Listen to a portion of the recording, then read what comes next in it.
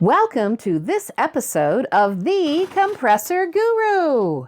Today, in our ongoing work on the IR 2545 air compressor, we are using the Guru's homemade press to install the main bearings on the crankshaft and pressing the crankshaft into the compressor case.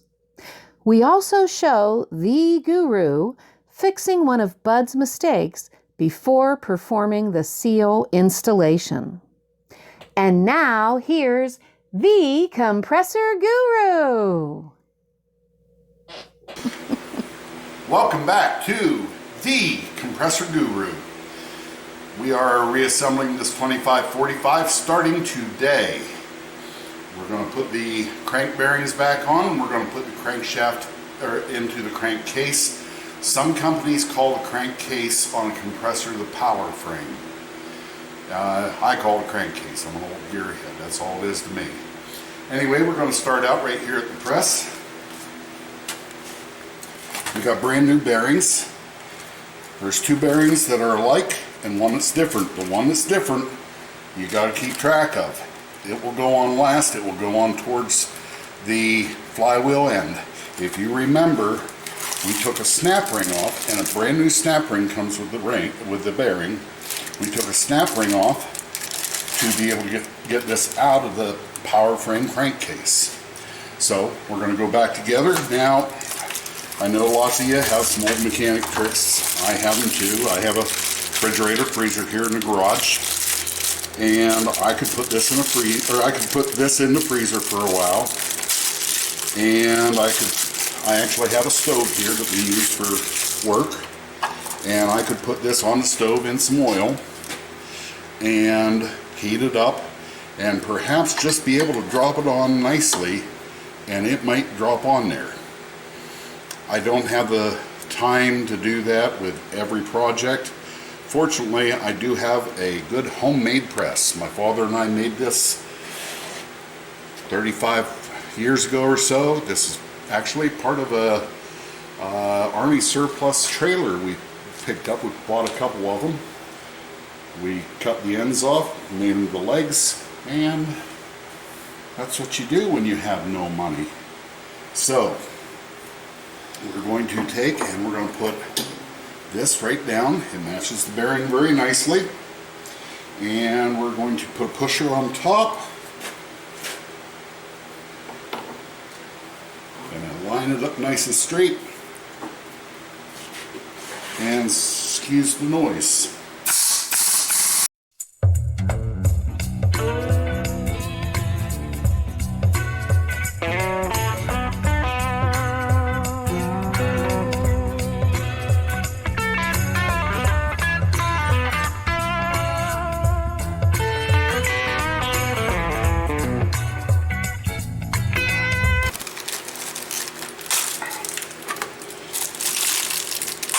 By the way, I do believe this press would push both bearings at once, but in case it got tight, it would present a real conundrum on how to finish the job if it didn't do as well pushing. Spin that again. Okay.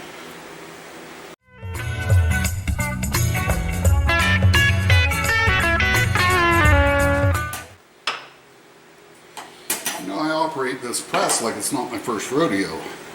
Notice how close I came to the threads and didn't hit them. I am a professional.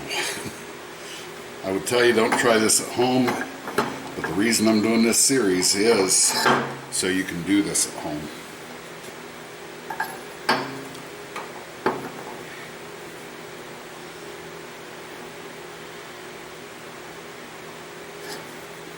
Bummer.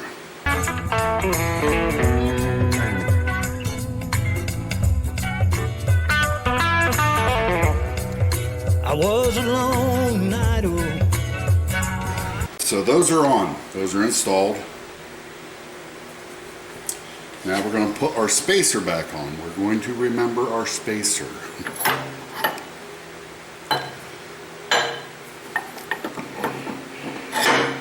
Having a press like this greatly expedites some very difficult work in the shop. This is the spacer we took off. It's been cleaned, and we're now ready for our bearing that has the snap ring.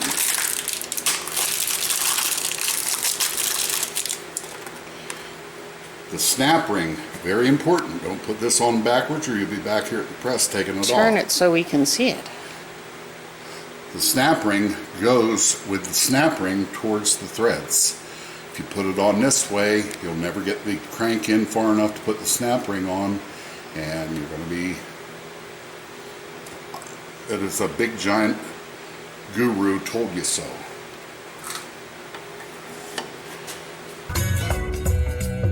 I was a backslider too.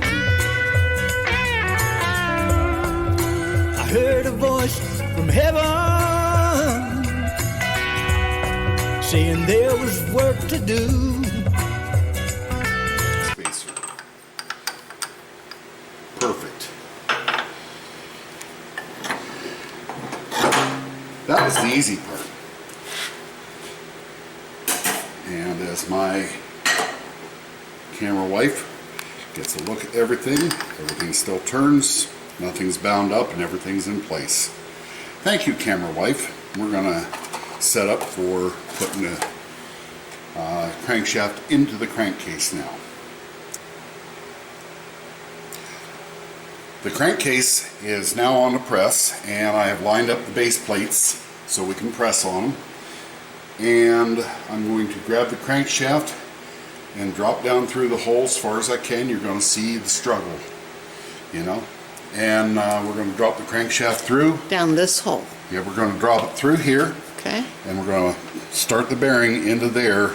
And at that point, I hope we have enough room. I don't really want to pound this back in the way we pound them out. Mm-hmm. We'd rather push them in. It's much better for everybody involved. Okay, let me grab that. I have removed the factory installed snap ring on the bearing.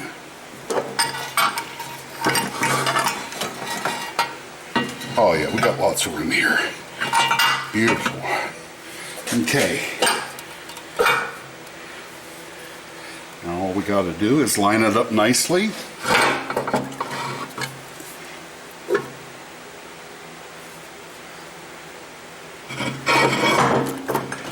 Line it up nicely and start pressing in the center of this. And that's pretty close right there. So we will... Oh, I wish I had more room with my fingers. Okay, we're going to get this one started. Let's get a pusher on it. Note, look at the center of the crankshaft. We're not pushing out here on the counterweight. We're not pushing where the rods go. We're pushing on the center of the actual crankshaft, not the eccentrics.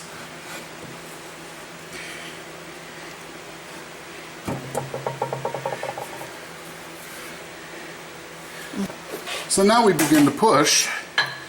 I had to help my camera wife because she's slightly vertically impaired. More than just slightly.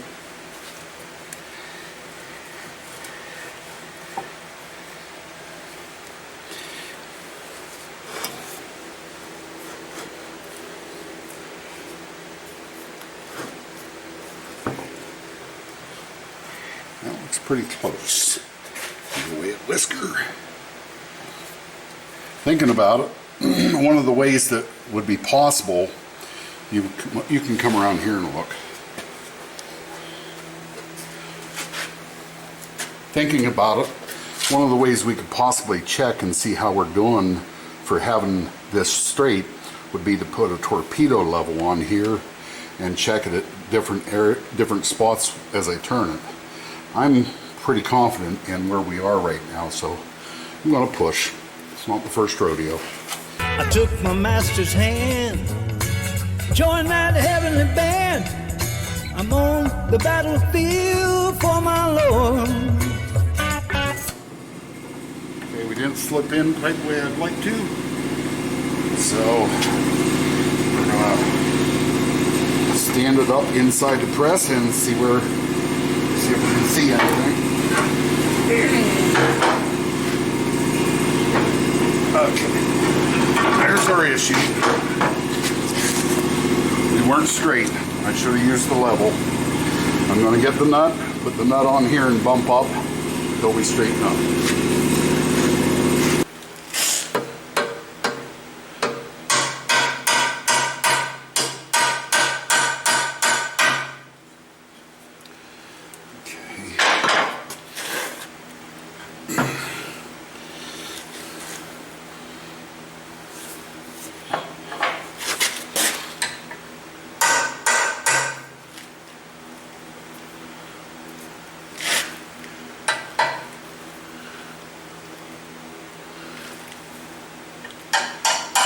Looks like we should be able to run it the rest of the way down now.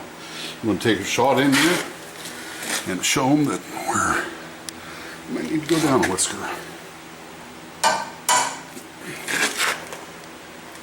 That's close enough. We should be able to start it right through there now.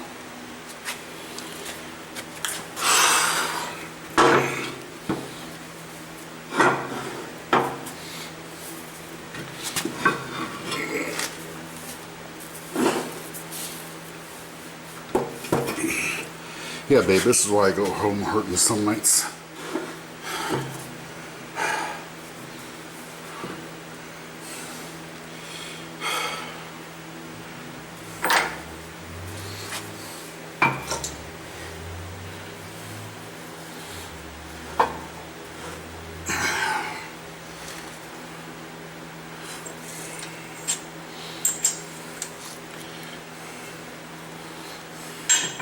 Woo, true.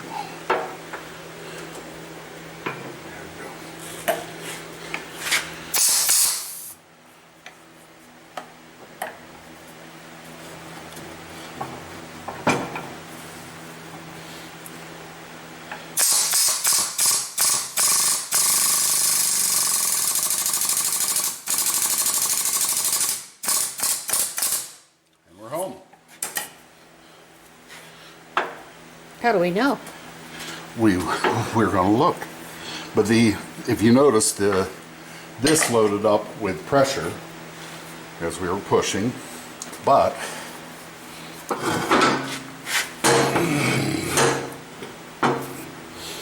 and we're not home. When I was pushing, this obviously got to the edge of one of these plates. I got to make sure the plates are lined up better. So we still have to come out a little bit more because this bearing isn't far enough out for us to get the snap ring on. Now I got to be pretty precise on where I set this time.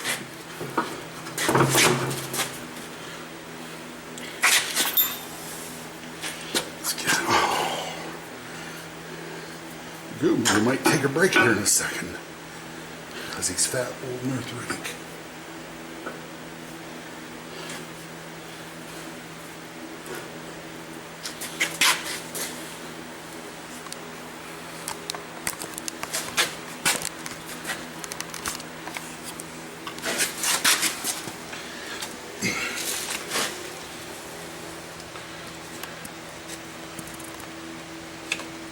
I don't know if I'm actually getting that, but it was kind of fun. Oh, we're glad you're having fun. Okay, if that's in the right space, it should be coming straight down. We have things lined up better now, folks.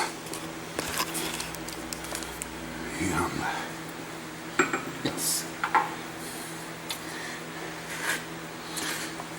Piece of advice for all the guys starting their own shops, or if you've had them for a long time, anytime you do an engine rebuild, save your wrist pins or your piston pins, whatever you want to call them, hollows, solids. If you want to take a look at the collection I've accumulated over the years for press work, every one of these I've used at one time or another, and you can't beat having enough pins. You may say it's cluttering up the place. No, it's not cluttering up the place. When you need a pin like I just dropped on the floor, you need a pin. Okay, we're going to go the rest of the way.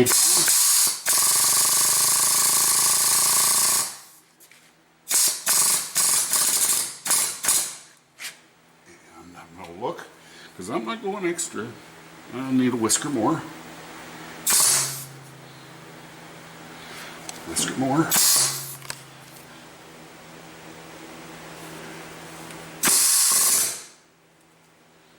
Okay. Now, if you look in there, you can see that where the snap ring just clears the crankcase, and we're going to take this out of the press, and we are going to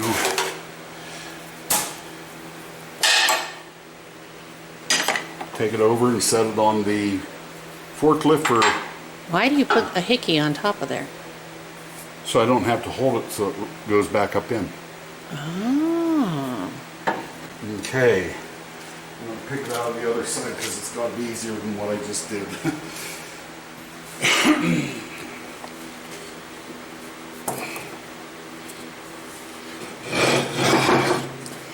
So if you want a better shot of that, there's where our snap ring goes. Bud froze this frame for you so you can see where the snap ring will be installed. There is nothing wrong with your computer.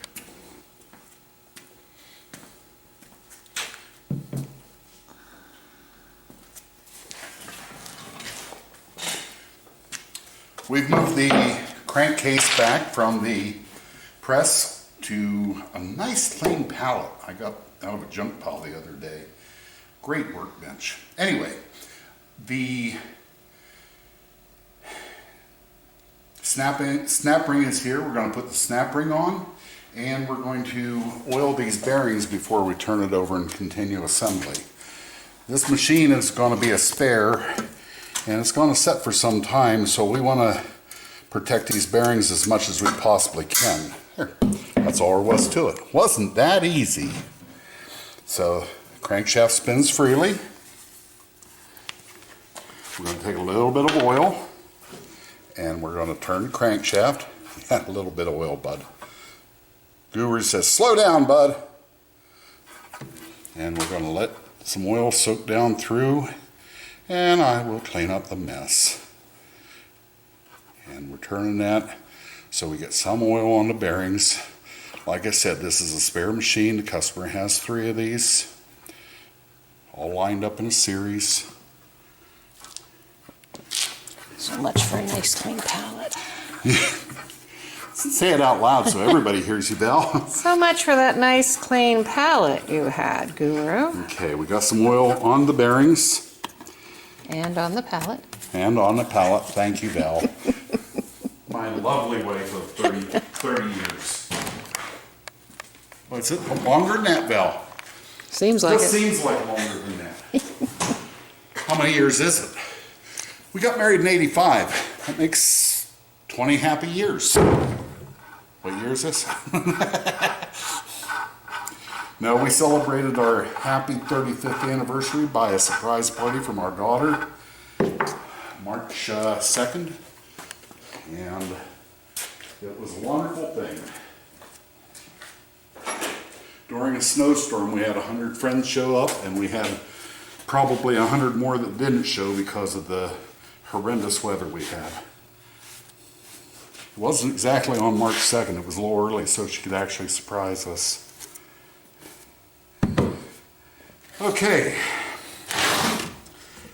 that's that. I'm just going to put that on there for grins and giggles. What do you say we put the seal in first? So I'll get the seal housing, the new seal, and we'll put it together and then... Okay, over. Where did I set my hand? Oh, there it is. Okay, we have the seal to the crankcase, and we have a brand new seal that goes in it. Came with the kit, the overhaul kit, and we're going to set it right there just as flat as we can be. We're going to set this washer, this heavy duty washer, on top of it, and we're just going to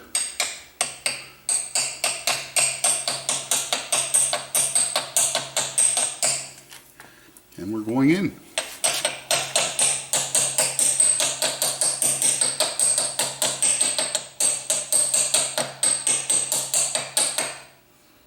Slowly. I'll hit a little harder. Ouch! Woohoo! Sorry, the camera Notice jiggled. I didn't cuss. The camera jiggled because somebody was laughing.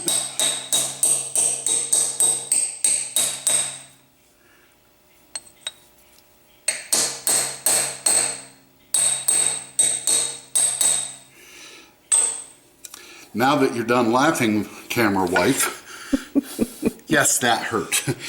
Pinched a little piece of skin with that hammer. There, we're properly installed. Some guys will tell you, oh, you got to put Permatex around the outside. This seal, if you notice before we put it in, had a red sealant on it, and that's all that's necessary. We're going to go oil the seal, put a gasket on, and put this in place, so it's one less thing we have to worry about.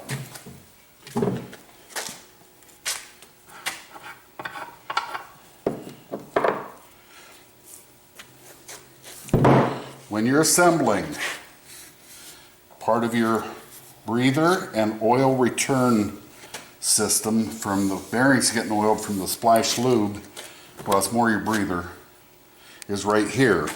So on your gasket, you got a 5-hole gasket. Make sure that hole is there for that journal. Don't put it like this, or don't put it like that and miss a bolt hole or 3 bolt holes. Just make sure that lines up correctly. I'm going to take a fingerful of our compressor oil.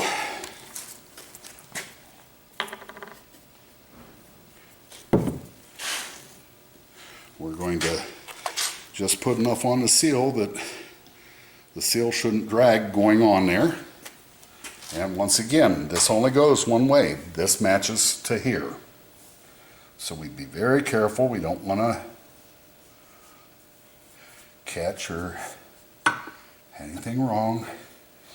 And the 2 shorter bolts go in the top because your 2 longer bolts, remember, hold the aftercooler. When we are to that point, we'll be putting the aftercooler on. There we go.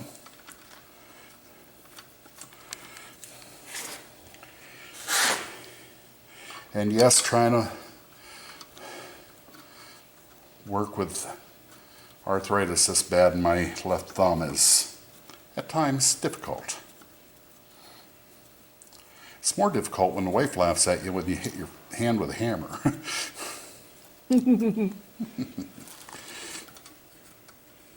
I love you. I know you do. Okay, let's grab a wrench, just give them a little bit of a snug.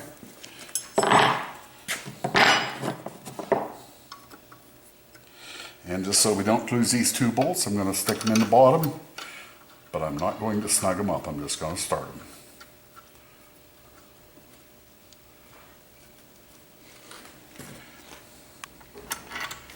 When we tore the other one down, the one that scrapped out, we taped that episode, and when you saw me getting done with a bolt, you hear clink, because I make sure I keep all the bolts together for a machine. Don't set one here and set one there, or set it on the shelf behind you and think you're going to remember it where you put it. Not in 3 weeks when you may get parts and put it back together, but in 5 minutes when you go gather everything up. It's best to build a work habit. And those bottom ones are started, the top ones are snug, and we're ready to swing to the other side.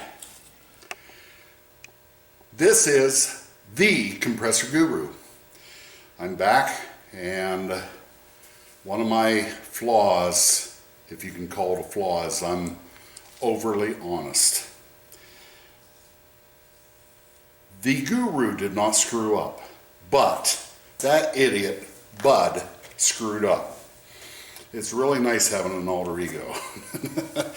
The other day I got all excited and we were getting this together, and we had a spacer between the bearings, and I put it in, and we pressed the crankshaft into the machine, and there's another spacer goes on. We don't have to tear it all apart to do this. Fortunately, you're going to see the Guru fix Bud's mistake. It's going to be fairly easy, and what we're going to do is we're going to pull the seal plate back off.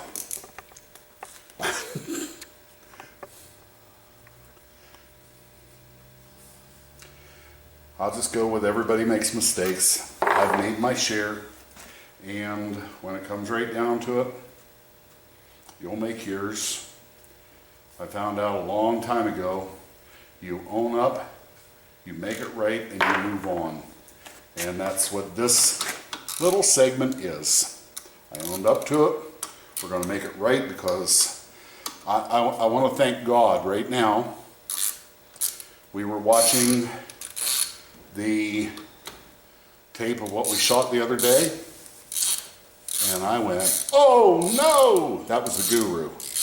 That idiot Bud didn't put that spacer on that keeps the seal from pulling in on this particular machine when the crankshaft's unloaded. There, we're back off. That spacer goes on right there just like that. And we're going to push our spacer on, and that spacer essentially ends up in there backing the seal. So what we're going to do is we're going to turn this over so we have easy access to move on it, to push down. I'm going to set this on that little old piston pin.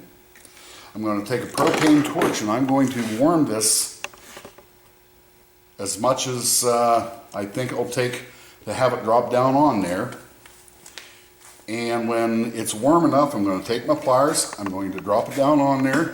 I'm going to take this big old wrist pin and put down over, tap it, and we should go right down against the other seal, or the other bearing. And I'm very grateful we were watching what was done, otherwise this would have ended up leaking out the main seal, and we would have had a warranty situation. And we take care of our warranty problems, we take care of our mistakes, but this wasn't a mistake because it's going to be rectified, and the customer will have a perfect machine when he's done, when we're done. And we found that by taking pictures and recording of us taking it apart.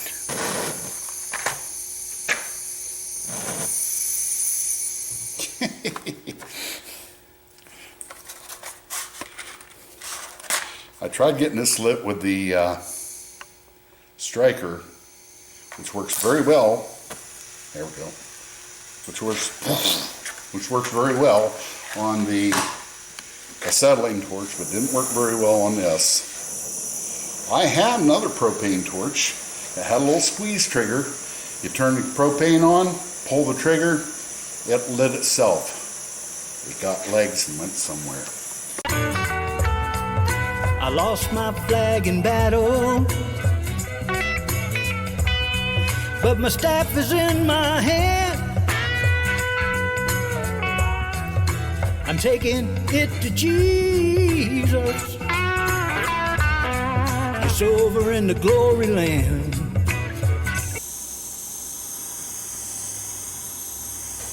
We got three sides of it. We've got more than half of it changing color very nicely right now. We'll get the rest of it heated up. And I'll check it real quick with a non-contacting temperature gun. If you guys don't have one of these, they're a great tool for many reasons. Wonderful for diagnostic work, from everything to engines with a mist to air conditioning work, getting an actual reading of how cold your air is. And even I use it a lot with compressor repair. I don't want to drop that on me because it's going to be warm. And I used a lot with compressor repair by comparing the heat on the heads. If a head's running 200 degrees on the discharge side, it's probably pumping pretty good. Suction side's usually down around 140. I don't get worried about anything between 200 and 300 degrees. 300 degrees is the high side of normal, but that 200 to 300 degrees is what we would expect to see. Let's take a real quick reading. We're at 250 degrees. We're going to go around it one more time. Maybe you should turn that so we can see what it says too. 251. Set that down. And I'm going to move very quickly once I grab this with the pliers. I'm going to set it in place. Grab that large wrist pin and begin pounding, because while this is hot and that shaft's cold, this should slip right on. And if I hit it right, it might only take one little punch and it'll be all the way down.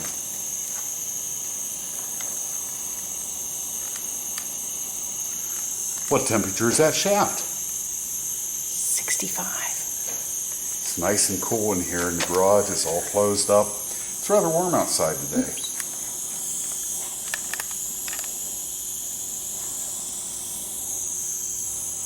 Okay, we're going to, that won't give you a good reading, I don't suppose, with the flame on it.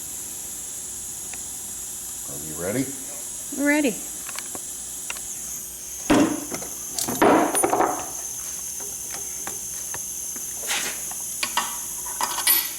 There we go, it's installed. We'll let that cool a little bit and we'll put her back together. We don't want to put that seal back on there right now or we'll melt our seal. Let's turn our propane torch off so there's not an incident with a fire company. Anyway, no pounding, no stress. We're once again installed.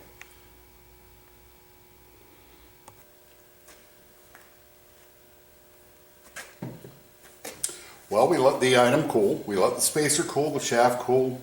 They're just nicely warm now. If you look, that spacer tightened right up on the shaft. You can even turn it over by it. We're just going to put the seal back on it.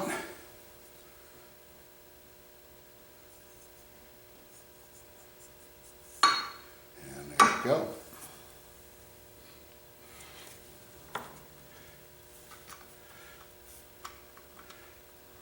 It's only a problem if you don't correct your mistake. Thank you for watching this episode of The Compressor Guru. Please hit like and subscribe and use the notify bell so you will know when the next new episode is released from The Compressor Guru. God bless you and have a great day.